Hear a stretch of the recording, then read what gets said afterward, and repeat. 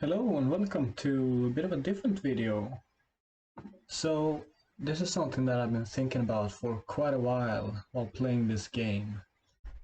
That there are some recurring themes that I've been observing during my time playing this game for about 5 years now. I feel old. I call them the 3 truths of L5R LCG. And yeah, let's get into it. So what are these truths? These are kind of constants throughout the whole game that I've observed. Things that have come back again and again, or something that has cemented itself into the game. These are, as you can say, characteristics of a game. What are not truths? So some things you will maybe think of as truths of L5R, for example, getting crabbed. You know, Way of the Crab. It's everyone has gotten crabbed sometime, and it's part of the initiation ritual of playing L5R LCG. Is you play your 5-cost Sukune, and your opponent plays your Kayanwai, and you just lose turn 1. But I will say that's not the truth. Another example is Scorpion was OP for a long time of the game's lifetime. Scorpion was the de facto best clan. But these both things are meta and clan dependent. They are not all encompassing. They're not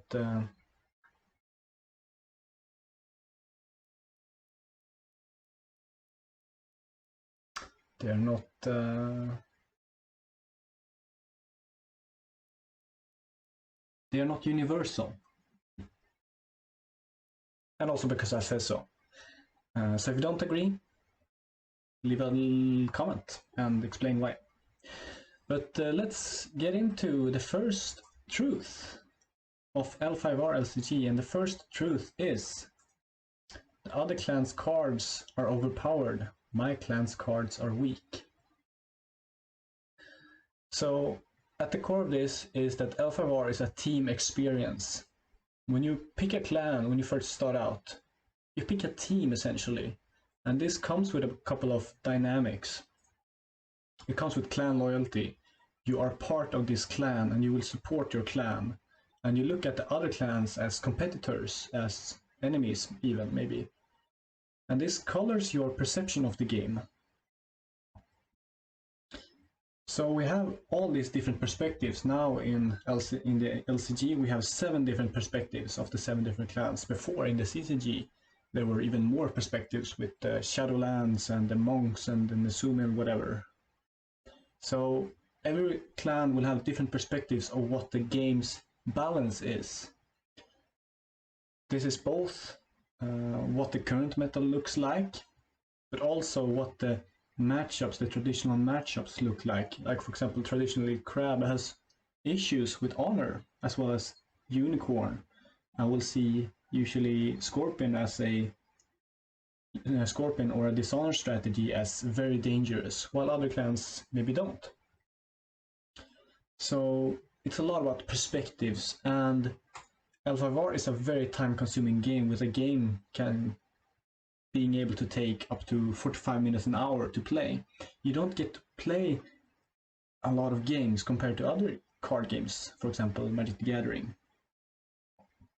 And this means that you will maybe just stick with your clan because that's the clan you know best, and also because of the clan loyalty.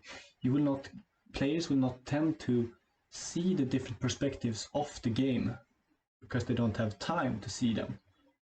So they will feel like their cards need to be stronger because they want to support their team. They want their team to do well. While the other clans have overpowered cards because they want to see the other clans lose. So the second truth of L5R is the best way to play L5R is to not play L5R. And this is probably my favorite one. So L5R in its essence is less of a card game and more of a resource management game. And this truth came from a concept that was invented by a an old Scorpion / Unicorn player called Chris Podorf, or No Funny Stuff, or Frotop, who also used to run a great introduction channel for L5R, which I will link in the description. And he found out that if you just pass in the dynasty phase and defend for a turn and gather resources, you will over time overcome your opponent. This was in tandem with Hidden Moon Dojo being legal, so, and he was playing Scorpion at the time. So he would pass in dynasty phase with Hidden Moon Dojo up and just play cards when he needed to. He would not move characters into conflicts without needing to. And this also is reflected in Eric Balhuis' style of play, a great Crane player historically who won the second World Championships with Crane, playing this very much resource aware style where he would put just enough resources into the conflicts as he would need to and plan for the long game. So the game is all about value and tempo. A lot of newer players will see themselves getting burnt out by playing too many cards into conflicts that don't matter, and trying to win conflicts that don't matter, like winning that water ring with your opponent having all fated board, or over defending a conflict is also a classic one. But this truth is also two-pronged in that the best a favorite way of L5R players to play the game is to not play the game, but actually to talk about the game. And of course, talk about balance of the game. And this comes back to that the game is quite time-consuming. And it's very much easier to talk and discuss about the balance than to actually play the game, because it is very intense.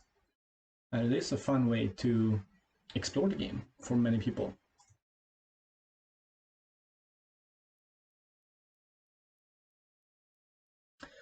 And so, the last of the three truths of L5R is: there is no perfect game of L5R. And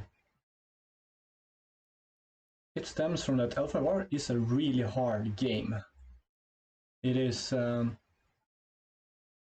of the most intricate board games I've played. And that's kind of the appeal of it.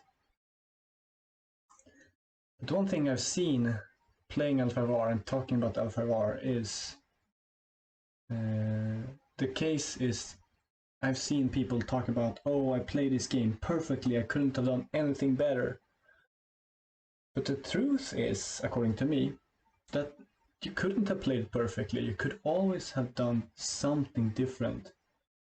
Why did you go for the water ring with 2 fate when you could have gone for the earth ring? The earth ring could have discarded this card. The fire ring could have discarded that card.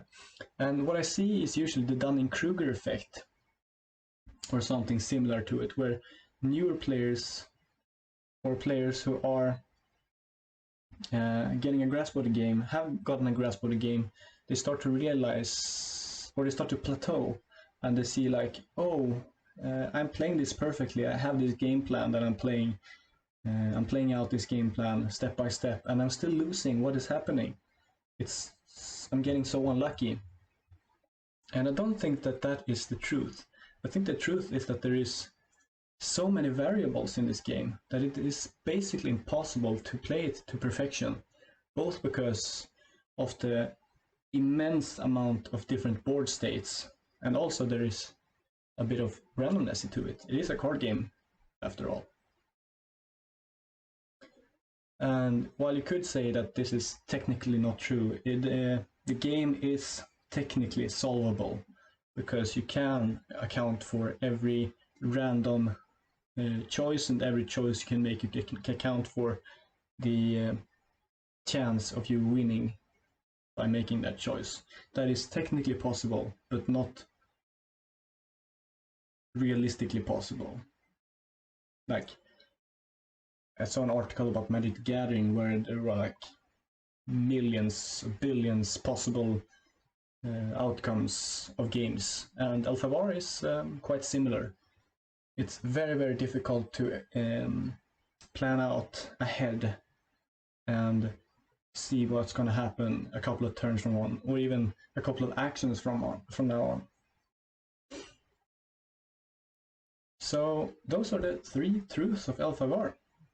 And for some, I think I hear you say, this doesn't make sense, this is stupid, these aren't truths, these are just opinions or weird observations. Why isn't Scorpion OP one of the truths? Well, too bad. This is my list and my truths from playing this game for a couple of years.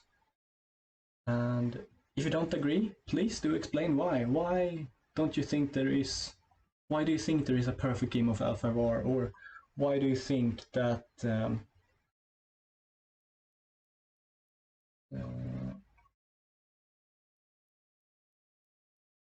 why do you think that not playing L5R is a terrible way of playing L5R?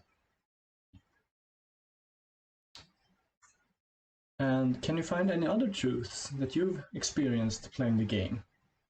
Are there any constants that you have felt have followed you throughout your experience with the game? Please tell me. And thank you guys so much for watching, and have a nice day.